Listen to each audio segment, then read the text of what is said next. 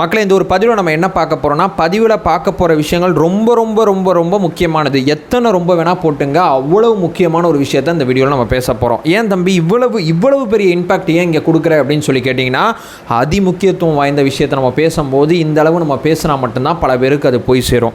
நம்ம தலைவரை நம்ம பேரன்பு கொண்டு அத்தனை பேருமே நேசிக்கிறோம். அரசியல் களத்தில் ஒரு வெற்றியை நோக்கி மிக தீவிரமாக அவர் பயணிச்சுக்கிட்டு இருக்காரு.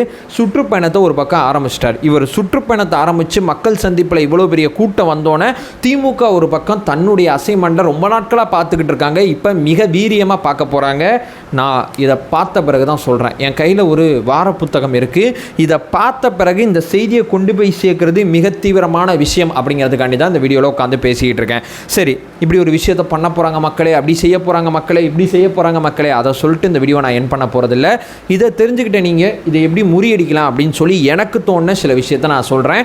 உங்களுக்கு தோன்ற சில விஷயத்தை வீடியோட கமெண்டில் சொல்லுங்கள். ஏன்னா நம்ம தலைவரை நம்ம தான் பாதுகாக்கணும். தலைவரால் இந்த அசைன்மெண்ட்டை மிக தீவிரமாக உடைக்க முடியாது. ஏன்னா அந்த அசைன்மெண்ட் அத்தனையுமே அவருடைய நம்பகத்தன்மையை குறைக்கணும் அப்படிங்கிறதுக்காண்டி தான். இந்த நம்பகத்தன்மையை நம்ம தான் அதிகப்படுத்தணும். இது நம்மளோட வேலை, தலைவரோட வேலை கிடையாது. அதனால தான் நான் ரொம்ப தீவிரமாக இந்த வீடியோவில் உட்காந்து பேசிக்கிட்டு இருக்கேன். மீண்டும் மீண்டும் சொல்கிறேன், மிக மிக மிக மிக முக்கியமான பதிவு. ஒன்றா தெளிவானமாக பார்க்கலாம். உற்சாக வணக்கங்கள். வாங்க பதிவுக்குள்ளே போகலாம். இப்போ முதல் விஷயம் மக்களே, நம்ம தலைவரோட வேலை செய்கிறவங்க, நம்ம தலைவரோட பழகிறவங்க, நம்ம தலைவரோட ஃப்ரெண்டு, நம்ம தலைவரோட அரசியல் களத்தில் இப்போ தொடர்ச்சியாக பயணிச்சுக்கிட்டு இருக்கிறவங்க, நம்ம தலைவர் சம்மந்தப்பட்ட படத்தில் நடித்தவங்க உட்பட நம்ம தலைவருடைய உறவுகள், அவங்களுடைய குடும்பம், இது அத்தனையுமே இந்த அரசியல் களத்தில் விவாதிக்கப்பட்டு இருக்கு, பேசிக்கிட்டு இருக்காங்க, செஞ்சுக்கிட்டு இருக்காங்க. இதை நான் பார்த்த பிறகு இல்லையே, இதை இப்போ நம்ம ஷேர் பண்ணலன்னா எப்பயுமே ஷேர் பண்ண முடியாது. ஒரு நாள் இதை நம்ம ஷேர் பண்ணாமல் போயிட்டோன்னா பெருந்தப்பு பண்ணிட்டோம் அப்படிங்கிறது என் மைண்டில் வந்துச்சு. அதனால தான் இந்த புத்தகத்தை நான் திரும்பி, அதாவது விஷயம் முன்னாடி இருக்குது, நான் உங்களுக்கு பின்னாடி காமிக்கிறேன். ஏன்னா இந்த முன்னாடி இருக்கிற விஷயம் உங்களுக்கு போய் சேர்ந்துடக்கூடாது. இது அபட்டமான குப்பை. இந்த குப்பை உங்களை வந்து சேர்ந்துடக்கூடாது அப்படிங்கிறதுக்காண்டி தான் நான் இதை ரொம்ப தீவிரமாக பேசுகிறேன். நீ என்ன சொல்கிறதே புரியல அப்படின்னு சொல்லி கேட்டிங்கன்னா, ஒரு தலைவர் அரசியல் களத்தில் பயணிக்கும் போது அவருடைய நம்பகத்தன்மை, அவருடைய கேரக்டரை உடைக்கிறது அப்படிங்கிறது காலங்காலமாக நடந்துக்கிட்டு இருக்கு. தலைவர் விஜய் அவர்களோட சுற்றுப்பயணத்துக்கு அப்புறம் இதை தீவிரப்படுத்துகிற வேலையில் திமுக இறங்கியிருக்காங்க.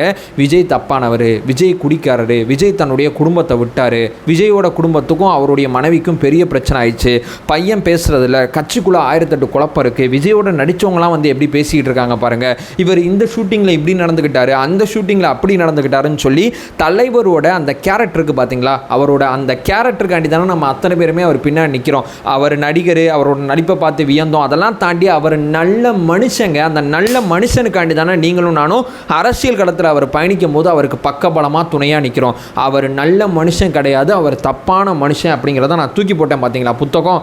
அந்த புத்தகம் தன்னுடைய வேலையை காமிக்க ஆரம்பிச்சிருச்சு. அந்த புத்தகம் மட்டும் கிடையாது, இனிமேல் நம்ம நம்புவோம்ல, மூத்த பத்திரிகையாளர் ஒரு 10 பேர் நம்புவோம்ல, இவங்களாம் லைட்டாக பேச ஆரம்பிப்பாங்க. விஜய் அது வரும்பா, ஆனால் விஜய் இப்படி இருக்காரப்பா, விஜய் இப்படிப்பா, ஆனால் அவர் அன்னைக்கு அப்படி பண்ணாரப்பா அப்படின்னு சொல்லி நம்ம கட்சியில் இன்றைக்கி நமக்கு ஆதரவாக பயணிச்சுட்டு இருப்பாங்க, பேசிகிட்டு இருப்பாங்க. இவங்க அத்தனை பேரில் சில பேர், நான் எல்லாருமே குறை சொல்ல, சில பேர் நமக்கு எதிராக திரும்புறதுக்கும், காசுக்கு ஆசைப்பட்டு நமக்கு எதிராக திரும்புறதுக்கும் வாய்ப்பு இருக்குது. ஏன்னா மிக முக்கியமான அந்த அசைன்மெண்ட்டை திமுக ஸ்டார்ட் பண்ணிடுச்சு. ஏன்னா அரசியல் காலம் அப்படிங்கிறது ரொம்ப பக்கத்தில் வந்துருச்சு. இந்த நேரத்தில் இந்த வேலையை நம்ம பார்த்தா, அதே நேரத்தில் தீவிரமாக பார்த்தா விஜயோட நம்பகத்தன்மையை குறைக்கிற வேலையை நம்ம தீவிரமாக பார்க்கணும்னு சொல்லி அஜெண்டா விஜய் அப்படிங்கிற ப்ராஜெக்டை திமுக தரப்புலேருந்து ஸ்டார்ட் பண்ணிட்டாங்க. இதற்காண்டி பல கோடி ரூபாய் பணத்தை செலவு பண்ணுறாங்க, பல நபர்களை விலைக்கு வாங்குறாங்க, பல ஊடகங்களை விலைக்கு வாங்குறாங்க அப்படிங்கிற தகவல்கள் வந்துகிட்டு இருக்கு. நம்மளுடைய ஆதரவு ஊடகங்கள் அத்தனை பேருமே இந்த செய்தியை உங்கள்கிட்ட கொண்டு வந்து சேர்த்துருவாங்க. ஏன்னா நம்ம தலைவரோட கேரக்டர், அவருடைய அரசியல், அவருடைய நிர்வாகம், அவருடைய தனிப்பட்ட வாழ்க்கை, அவருடைய பழைய வாழ்க்கை, எதையுமே விட மாட்டாங்க. இனிமேல் எல்லா இடத்துலையுமே விஜய் நெகட்டிவ் நியூஸை நீங்கள் நிறையா பார்க்கலாம். நம்ம தலைவரை அவ்வளோ தூரம் தாக்கக்கூடிய வேலைகள் அத்தனையுமே இனிமேல் நடக்கும். நான் என்ன சொல்ல வரேன்னா, எந்த ஒரு செய்தி நம்ம தலைவருக்கு எதிராக வந்தாலும் உடனடியாக நம்பிடாதீங்க. இது ஒரு அஜெண்டா. இந்த அஜெண்டா ரீதியான வேலைகள் இங்கே நடந்துகிட்டு இருக்கு. அதனால தான் இந்த செய்தியை இப்போ பேசுகிறாங்க, இந்த செய்தியை இப்போ சொல்கிறாங்க அப்படிங்கிறதான் இந்த வீடியோவில் நம்ம ஆழமாக தெளிவாக சொல்லிக்கிட்டு இருக்கோம். சரி தம்பி, நம்ம என்ன பண்ணலாம்? இந்த மாதிரி செய்திகள் அத்தனையுமே நம்ம தலைவரோட பயணித்தவங்க, போனவங்க, நமக்கு ஆதரவாக இருக்கிறவங்க, திடீர்னு திரும்புகிறவங்க, இந்த மாதிரி எல்லாருமே நம்ம பார்த்துட்டு இருக்கோம். என்ன பண்ணலாம் அப்படின்னு சொல்லி கேட்டிங்கன்னா, தலைவரோட சுற்றுப்பயணம் ஆரம்பிச்சிருச்சு. சனிக்கிழமை தலைவர் சுற்றுப்பயணம் பண்ணிகிட்டு இருக்கார். இந்த சனிக்கிழமை ஒரு நாள் இந்த சுற்றுப்பயணம் சார்ந்த செய்தியை எவ்வளோ தூரம் முடியுமோ அவ்வளோ தூரம் கொண்டு போய் சேர்க்குற வேலையை பாருங்கள். இந்த ஒரு நாள் நீங்கள் ஒரு 2 மணி நேரம் ஆன்லைனில் இருப்பீங்கன்னா, ஒரு 4 மணி நேரம் ஆன்லைனில் இருக்கிற மாதிரி பார்த்துங்க. நம்ம தலைவருக்காண்டி நீங்கள் கட்சியில் பொறுப்பில் இருக்கலாம், பொறுப்பில் இல்லாமல் இருக்கலாம், எங்கேயோ ஒரு இடத்துல கட்சி கட்சியில் வேலை பார்த்துட்டு இருக்கலாம், எங்கே இருந்தாலும் இந்த சனிக்கிழமை நம்ம தலைவர் பேசுனதை பொதுமக்கள்கிட்ட கொண்டு போய் சேர்க்குற வேலையை தீவிரமாக பாருங்கள். சின்ன சின்ன வீடியோவாக கிளிப்பாக நீங்கள் கட் பண்ணி போட முடிஞ்சுன்னா போடுங்க, அல்ல எழுத முடிஞ்சுன்னா எழுதுங்க, அல்லது எழுதுகிறவங்க பேசுகிறவங்களுக்கு எங்கேஜ்மெண்ட் ரீதியாக அவங்களுக்கு நீங்கள் வந்து உதவி பண்ணுங்கள். எங்கேஜ்மெண்ட்னா என்ன சொல்கிறேன்னா, இப்போ இந்த வீடியோ நீங்கள் பார்க்குறதுக்கு 2 வகையான எங்கேஜ்மெண்ட் கொடுக்கலாம். ஒன்று லைக் பண்ணலாம், கீழே கமெண்ட் பண்ணலாம். நீங்கள் ட்விட்டரில் இருந்தீங்கன்னா லைக் பண்ணலாம், ரீட்வீட் பண்ணலாம், கமெண்ட் பண்ணலாம். ஒரு கண்டென்ட் நம்ம தலைவரை பற்றி ரொம்ப பாசிட்டிவாக வந்திருக்குன்னா அந்த கண்டென்ட் ரொம்ப நல்லா இருந்துச்சுன்னா ஒரு லைக்கு, இன்னும் நல்லா இருந்துச்சுன்னா ரீட்வீட்டு, இன்னும் நல்லா இருந்துச்சுன்னா ரொம்ப நல்லா எழுதியிருக்கப்பா அல்லது ரொம்ப நல்லா பேசியிருக்கப்பா அப்படிங்கிற ஒரு கமெண்ட். இது 3ஐயுமே நீங்கள் செஞ்சீங்கன்னா ஓகே, பார்க்குறவங்க ரியாக்ட் பண்ணுறாங்க அப்படின்னு சொல்லி இந்த அல்கரிதம். ஏன்னா அந்த ஊடகங்கள் அத்தனையுமே நமக்கான பாசிட்டிவ் செய்தி போடாது. அங்கே அவன் ஏறிட்டான், இங்கே அவன் கூச்சிட்டான், இங்கே அவன் நட்டுக்கிட்டு நிற்கிறான், இங்கே அவன் படுத்துக்கிட்டு நிற்கிறான், இந்த மாதிரி செய்திகள் தான் நமக்கு எதிராக உட்காந்து போட்டுட்டு இருப்பாங்க. நம்மளை பற்றி பாசிட்டிவான செய்திகள் அத்தனையுமே இன்ஸ்டாவாக இருக்கட்டும், ட்விட்டராக இருக்கட்டும், யூடியூப்பாக இருக்கட்டும், இந்த மாதிரி சோஷியல் மீடியா மூலமாக தான் பொதுமக்கள், அதாவது வாக்காளர்கள் அத்தனை பேருமே சோஷியல் மீடியாவில் இருக்காங்க. இந்த வாக்காளர்கள் அத்தனை பேர்ட்டுமே நம்ம கொண்டு போய் சேர்க்குற மிக தீவிரமான வேலை பார்க்கணும். அந்த வேலையை சனிக்கிழமை ஒரு நாள் ரொம்ப தீவிரமாக பார்க்கணும் அப்படிங்கிறது என்னுடைய முதல் ஐடியாவாக இருக்குது. ஏன்னா அசைன்மெண்ட் ஆரம்பிச்சிருச்சு. இந்த அசைன்மெண்ட்டுக்கு எதிரான சோஷியல் மீடியா மூலமாக அந்த அசைன்மெண்ட்டை நம்ம உடைக்கிற வேலையை, இந்த அசைன்மெண்ட் மேலே வர்றதுக்கு முன்னாடி நம்மளுடைய ப்ராஜெக்ட் இங்கே மேலே வரணும், அந்த வேலையை நம்ம ரொம்ப தீவிரமாக பார்க்கணும் அப்படிங்கிறது என்னுடைய நம்பர் 1 பாயிண்ட். இப்போ நம்பர் 2, உங்கள் ஃபோனில் ஒரு வாட்ஸ்அப் இருக்கும், அதில் ஸ்டேட்டஸ் வைக்கலாம் அப்படிங்கிற ஒரு ஆப்ஷன் இருக்கும். அந்த ஸ்டேட்டஸை பயன்படுத்துங்க, கட்சியோட அறிக்கைகளை பயன்படுத்துங்க, தலைவரோட பேச்சை பயன்படுத்துங்க. நம்ம கட்சியில் இருக்கக்கூடிய சில முக்கியமான நிர்வாகிகள் செய்யக்கூடிய பல விஷயத்தை அந்த ஸ்டேட்டஸில் வந்து நீங்கள் போடுங்க.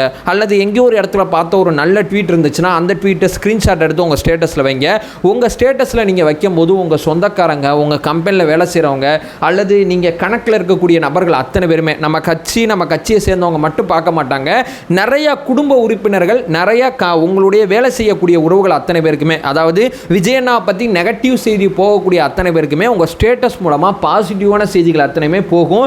அந்த பாசிட்டிவான செய்திகள் அத்தனையுமே உங்கள் ஃபோனில் இருக்கக்கூடிய ஸ்டேட்டஸ் நீங்கள் பயன்படுத்தினீங்கன்னா உங்களாலையும் 10 பேரை தலைவர் விஜய் அவர்களுக்கு ஓட்டு போட வைக்க முடியும். ஏன்னா நம்ம கரெக்டாக போயிட்டுருக்கோம், ரொம்ப தெளிவாக பேசிகிட்டு இருக்கோம், யாரை பற்றியும் தப்பாக பேசுகிறதில்ல, யாரை பற்றியும் அவதூறு பேசுகிறதில்ல, அரசியல் களத்தில் பேசினாலும் நம்ம நிதானமாக உண்மைகள் தான் பேசிகிட்டு இருக்கோம், எந்த ஒரு பிரச்சனையும் நிர்வாக ரீதியாக தான் அணுகிட்டு இருக்கோம். இது எல்லாத்தையுமே உங்கள் ஸ்டேட்டஸ் மூலமாக நம்ம சகோதரர்கள், உங்கள் உறவுக்காரங்க, உங்களுக்கு தெரிஞ்சவங்க, உங்கள் கூட வேலை செய்கிறவங்க அத்தனை பேருக்குமே தயவு செய்து சொல்கிறேன், ஸ்டேட்டஸ் அப்படிங்கிற ஒரு ஆயுதத்தை பயன்படுத்துங்க அப்படிங்கிறது என்னுடைய 2வது பாயிண்டாக இருக்குது. இப்போ 3வது பிரதானமான விஷயம், தலைவர் விஜய் அவர்கள் நிர்வாகம் சார்ந்து தான் அரசியல் பேசுவார் அப்படிங்கிறத நீங்கள் சுற்றி இருக்கக்கூடிய அத்தனை பேருக்குமே சொல்லுங்கள். இங்கே இந்த அரசியல்வாதி பாருங்கள், இந்த ஜாதிக்காண்டி பேசுகிறான், இவன் இந்த மதத்துக்காண்டி பேசுகிறான், இவன் இப்படி பேசிகிட்டு இருக்கான், அவன் அப்படி பேசிகிட்டு இருக்கான், தேவையில்லாமல் இவங்களாம் சண்டை போட்டுட்டு இருக்காங்க. இங்கே ஒருத்தர் இருக்கார், நிர்வாக ரீதியாக பேசுகிறாரு, தமிழ்நாட்டோட பட்ஜெட் எவ்வளோன்னு பார்க்குறாரு, எந்தெந்த அமைச்சகத்துக்கு எவ்வளோ ஒதுக்கலான்னு பார்க்குறாரு, அது மட்டும் இல்லாமல் மாவட்டங்களில் இருக்கக்கூடிய பிரச்சனைகளை பற்றி எடுத்து பேசிகிட்டு இருக்காரு, நிர்வாக ரீதியாக மட்டும்தான் அரசியலை பார்க்குறாரு, பிறப்புக்கும் எல்லா உயிருக்கும் அப்படிங்கிற தத்துவத்தின் அடிப்படையில் செயல்படுறாரு. அது மட்டும் இல்லாமல் எல்லாருக்கும் எல்லாமும் அப்படிங்கிற இலக்கு அடிப்படையில் மதச்சார்பற்ற சமூக நீதி அரசு ஒன்று அமைச்சிட்டா இங்கே எந்த பிரச்சனையுமே இல்லை. இங்கே இருக்கக்கூடிய இவர் வந்து விஜய் மக்கள் இயக்கம் மூலமாக தாங்கிட்டே இருந்த பணத்தை வச்சு அவளால் முடிஞ்ச நலத்திட்டங்கள் அத்தனையுமே செஞ்சார். இவர்கிட்ட இப்போ அதிகாரம் கையில் போணுச்சுன்னா 3 லட்சம், தமிழகத்தோட பட்ஜெட் வந்து தோராயமாக 3 லட்சம் கோடி நம்மளுடைய வருமானம், அதுபோக மானியம் இருக்குது, அதுபோக வங்கிகளில் கடன் வாங்குற ஆப்ஷன் இருக்குது. இது அத்தனையுமே பயன்படுத்தி இன்னும் நமக்கு அவ்வளோ நல்லது செய்வார். ஏன்னா இவர் நிர்வாக ரீதியாக பேசுகிறாரு, நிர்வாக ரீதியாக செயல்படுறாரு, நிர்வாகத்துக்கு பரிந்துரை கொடுக்குறாரு. ஒருத்தனை விமர்சிக்கணும்னா கூட நிர்வாக ரீதியாக மட்டும்தான் விமர்சிக்கிறாரே தவிர தனி மனித தாக்குதல் எதுவுமே நடத்தப்படல. இங்கே இருக்கிற 10 அரசியல்வாதி வேற, எங்கண்ண வேற அப்படின்னு சொல்லி இந்த விஷயங்கள் அத்தனையுமே நீங்கள் பேச ஆரம்பிங்க. உங்களுக்கு தெரிஞ்ச 4 பேர்கிட்ட பேச ஆரம்பிங்க. நீங்கள் சொன்னால் கேட்பாங்க அப்படிங்கிற ஒரு சில பேர் இருப்பாங்கல்ல, அவங்கள்ட்ட இந்த விஷயத்தை கொண்டு போங்க. இல்லைங்க ரொம்ப ஆட்டிடியூடாக விவாதிப்பார்னா அவரை விட்டுருங்க, அவரை வேற ஆள் யாராவது ஹேண்டில் பண்ணிப்பாங்க. நம்ம சொன்னால் இவர் கேட்பார் அப்படிங்கிற ஒரு சில பேர் இருப்பாங்கல்ல, அவங்கள்ட்ட இந்த நிர்வாகம் சார்ந்த அரசியலை தலைவர் விஜய் அவர்கள் பண்ணுறாங்க அப்படிங்கிற உண்மையை கொண்டு போய் சேருங்க. அதாவது நீங்கள் சொன்னால் இல்லைப்பா நம்ம மேலே அவர் ஒரு மரியாதை வச்சுருக்காரு, இவற்றை நம்ம பேசலாம் அப்படிங்கிற சில பேர் இருப்பாங்கள்ல, அவங்கள்ட்ட பேச ஆரம்பிங்க தயவு செய்து அப்படிங்கிறது என்னுடைய 3வது விஷயமா இருக்குது. இதுதான் கடைசியான பாயிண்டாக கூட வச்சுக்கலாம், ஆனால் இது ரொம்ப முக்கியமான விஷயம். தலைவரை நம்புங்க, இதுதான் நான் இங்கே சொல்ல வரேன். கட்சியை நம்புங்க, கட்சியும் தலைவரையும் பொது வழியில் விட்டு கொடுக்காதீர்கள். நான் மேலே சொன்ன அஜெண்டா அரசியல் அத்தனையுமே அடுத்த 6 மாதம் நீங்கள் பார்க்க போகிறீங்க. என்னப்பா அப்படி சொல்கிறாரு, அவர் இப்படி சொல்கிறாரு, இவர் இப்படி சொல்கிறாரு, ஒருவேளை இருக்குமோ, ஒருவேளை அது கரெக்டோ, ஒருவேளை விஜய் என்ன தப்பாக போகிறாரோ, இந்த மாதிரி எந்த ஒரு விஷயத்தையும் பொது வழியில் தயவு செய்து கட்சியை விட்டு கொடுக்காதீர். இப்போ கட்சிக்கு ஆதரவாக நான் பேசிக்கிட்டே இருக்கேன், ஆனால் எனக்கு சில மாற்று கருத்து இருந்தால் யார்கிட்ட கொண்டு போகணும், எங்கே வைக்கணுங்கிறது எனக்கு தெரியும். எனக்கான ஆப்ஷன் இருக்குது, நான் பயன்படுத்துகிறேன். தம்பி உனக்கு இருக்குது, நீ பயன்படுத்துகிற, நான் என்ன பண்ணுறதுன்னா நீங்கள் என்கிட்ட கொண்டு வாங்க. இந்த மாதிரி ஏகப்பட்ட பேர் பேசிகிட்டு இருக்காங்க, எழுதிக்கிட்டு இருக்காங்க. கட்சியோட பொறுப்பாளர்கள் அத்தனை பேருமே எக்ஸில் ரொம்ப ஆக்டிவாக இருக்காங்க. எக்ஸ் மூலமாக உங்களுடைய தகவல்கள் அத்தனை பேருமே, அதாவது ட்விட்டர் இருக்குது பார்த்தீங்களா, தகவல்கள் அத்தனை பேருமே அவங்கள்ட்ட கொண்டு போங்க. இன்ஸ்டாவில் யாருக்காவது மெசேஜ் பண்ண முடியுமான்னு பாருங்கள். அல்லது நம்ம கட்சியோட மாவட்ட பொறுப்பில் இருக்கக்கூடிய நபர்கள் யாரும் இருந்தாங்கன்னா அவங்கள அணுகுங்க. ஸோ தனிப்பட்ட முறையில் கட்சியோட குறைகளை பற்றி பேசுங்க. தனிப்பட்ட நபர்கள்ட்ட நீங்கள் உரையாடல் பண்ணுங்கள். பொதுவெளி அப்படிங்கிறது கட்சியை விமர்சிக்கிறதுக்கான இடம் கிடையாது, எதிராளிகளை விமர்சிக்கிறதுக்கான இடம். நம்ம தலைவரோட நம்பகத்தன்மையை பொதுவெளியில் நம்ம கேள்விக்குறி ஆக்கக்கூடாது. மற்றவங்க அத்தனை பேருமே இதைத்தான் செய்வாங்க. இந்த விவாதத்தில் நம்ம பங்கேற்கக்கூடாது. இது நம்ம வேலை கிடையாது. ஏன்னா நம்ம தலைவரை அடுத்த கட்டம் கொண்டு போகிறதுக்கு அரசியல் ரீதியாக தலைவர் பண்ணுறது, தலைவர் செய்கிறது அத்தனையுமே பொதுமக்கள்கிட்ட கொண்டு போய் சேர்க்கறதுக்கு தான் அந்த பொதுவெளியை நம்ம பயன்படுத்துகிறோம். பொதுவெளி அப்படிங்கிறது எதிராளிகளுக்கான இடம், நமக்கான இடம். தனிப்பட்ட முறையில் நம்ம பேசக்கூடிய டிஎம் தான். ஒரு கட்சியில் பயணித்தாவே நிச்சயமாக உங்களுக்கு மாற்று கருத்து இருக்கும். அப்படி இருக்கலாம், இப்படி இருக்கலாம்னு ஏராளமான கருத்துக்கள் இருக்கும். அது எதையுமே பொது வழியில் கொண்டு வராதிங்க.